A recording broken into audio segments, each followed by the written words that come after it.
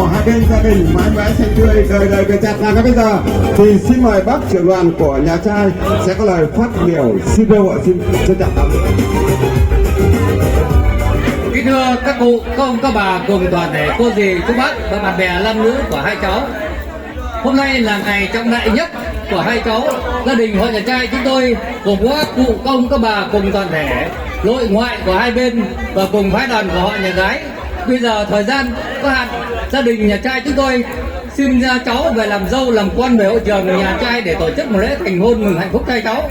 Trước hết tôi xin mời cảm ơn các cụ ông, các cụ bà về bên gia đình nhà gái đã đón tiếp gia đình nhà trai chúng tôi. Không biết nói gì hơn, tôi chân thành cảm ơn và chúc quý vị đại biểu có một sức khỏe an khang, hạnh phúc và thịnh vượng. Bây giờ thời gian không có hạn, xin phái đoàn nhà trai và cùng phái đoàn nhà gái về hội trường nhà trai để tổ chức một lễ thành hôn mừng hạnh phúc trăm năm cho cháu. Tôi xin chân thành cảm ơn.